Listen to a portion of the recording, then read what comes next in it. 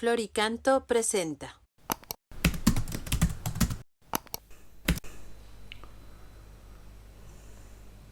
Número 211 del Compendio del Catecismo. ¿Cómo podemos ayudar en la purificación de las almas del purgatorio? Recordáis que el punto anterior era ¿qué es el purgatorio? Y ahora pregunta ¿cómo se puede ayudar a la purificación de las almas del purgatorio? Y la respuesta es en virtud de la comunión de los santos.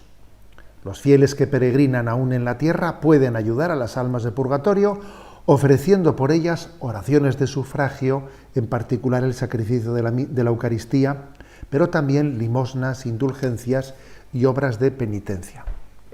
La clave pues está en la comunión de los santos, que existe una comunión entre esta iglesia que peregrina, entre todos nosotros, la iglesia triunfante que está en el cielo, y los que se están purificando en el purgatorio. Hay unos vasos comunicantes, unos vasos comunicantes. Es verdad que la salvación, en cierto sentido, es personal. Tú serás juzgado de tus pecados, no de los pecados de los demás. Pero cuando decimos que la salvación es personal, no debemos de subrayar ese aspecto hasta un individualismo, olvidando que todos nosotros conformamos una gran familia y que también la salvación de unos depende de la de otros, y que estamos llamados a ascender a ese pico de esa gran montaña de la salvación, formando una gran cordada, una cordada en la que ascendemos tirando unos de otros para adelante, ¿no? Un texto muy hermoso de San Juan Crisóstomo. Estamos hablando de los padres de la Iglesia de los primeros siglos, ¿no? Y dice San Juan Crisóstomo: llevémosles socorros y hagamos su conmemoración. Se está refiriendo a los difuntos. Hagamos la conmemoración de los difuntos. Hoy es su aniversario. Llevémosles socorros. Y dice, si los hijos de Job fueron purificados por el sacrificio de su padre, ¿por qué habríamos de dudar de que nuestras ofrendas por los muertos les lleven un cierto consuelo? No dudemos, pues, en socorrer a los que han partido y en ofrecer nuestras plegarias por ellos.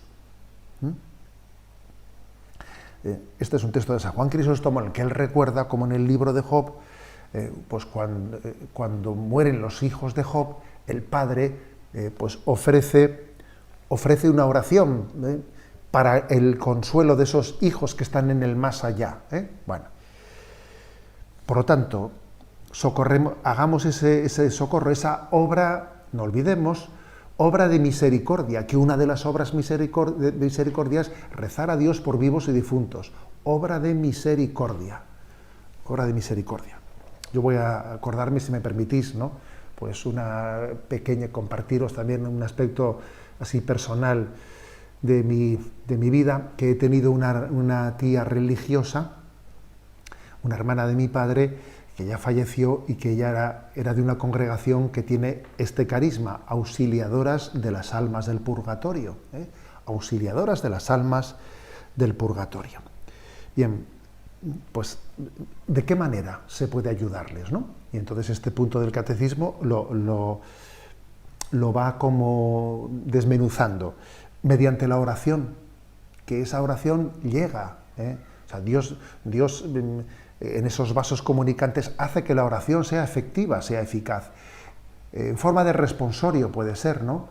Nos han enseñado a hacer responsos por los difuntos. Dale, Señor, el descanso eterno, brille para ellos la luz eterna, sus almas y las almas de los fieles difuntos, por la misericordia de Dios descansen en paz. Eso se llama un responso, ¿no? Obviamente no es que sea necesario que sea con esa fórmula, con esa estructura, puede ser una petición por los difuntos hecha de una manera espontánea. Hacerla en un cementerio, en un lugar en el que reposan los difuntos, tiene un sentido especial. Cuando llega la noticia de que alguien ha fallecido, en ese momento orar por él, ofrecer un Padre Nuestro por su eterno descanso.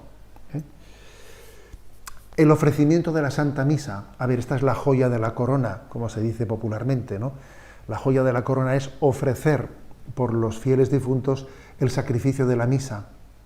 Es verdad que la Iglesia siempre, en todas las Eucaristías encomienda a todos los difuntos. Si os fijáis bien en la plegaria eucarística, siempre se encomienda a todos los difuntos, pero también se permite aplicar de una manera especial el sacrificio eucarístico por almas en concreto.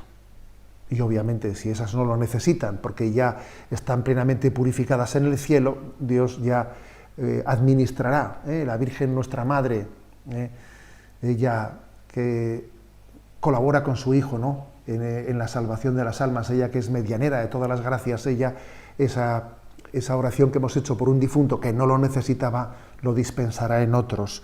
Pero el ofrecimiento de la Santa Misa por el eterno descanso, por la purificación de un alma que está en el purgatorio, pues en el supuesto de que esté en el purgatorio, pues obviamente es la máxima misericordia que se puede tener por ella. También dice una cosa aquí, obras de penitencia, sacrificios y obras de caridad. La caridad y la penitencia, cuando se unen a la oración, tienen una gran fuerza intercesora. Ese trípode, esa tríada de oración, sacrificio y limosna tiene una gran fuerza intercesora. Y por último, las indulgencias. La Iglesia, que es madre dispensadora de la misericordia de Dios, ofrece también las indulgencias, las cuales se pueden aplicar a nuestra propia vida o ofrecerlas también, ganar una indulgencia y aplicarla por el eterno descanso de un ser querido, si es que lo necesita, si no, como he dicho antes, será también conducida a otra alma que lo necesite. Las indulgencias consisten en un don de la Iglesia por el que no la culpa del pecado, porque esa culpa tiene que ser perdonada pidiendo perdón a Dios y con un arrepentimiento y una contrición, y el conducto ordinario para poder recibir el perdón de Dios es el sacramento del bautismo, el de la penitencia y el de la unción de enfermos, ¿no? En todo caso, un acto perfecto de contrición para perdonar nuestra culpa. Pero esa pena que el pecado, esa mancha que el pecado ha dejado, o sea, no en cuanto a ofensa a Dios, sino que ha dejado en nosotros, en nuestra alma, requiere purificación. Requiere purificación. Aunque en el corazón de Dios esté plenamente perdonado la ofensa del pecado, en nuestra alma el pecado ha dejado también una mancha que requiere purificación. Ese es el aspecto que, cuando no ha sido suficientemente purificado en nuestra vida, se completa la purificación en el purgatorio. Pues bien, las indulgencias son un don de la Iglesia para que a través de determinados medios que la Iglesia ofrece, pues, con una peregrinación, con unos ejercicios espirituales, etcétera, etcétera, y con determinadas condiciones que la Iglesia pone, se pueda un alma purificar plenamente o parcialmente, dependiendo, plena o parcialmente, si es indulgencia plenaria plenamente ganada o indulgencia parcial, de esa necesidad de purificación que tiene el alma. Tal purificación puede ser también aplicada, ofrecida a nuestros seres queridos que hayan ya fallecido.